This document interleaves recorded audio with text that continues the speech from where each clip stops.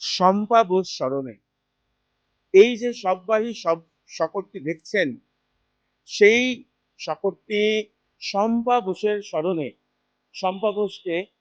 শম্পা বোস টুটু বসুর, স্বর্গীয় টুটু বসুর সহধর্মিণী ছিলেন।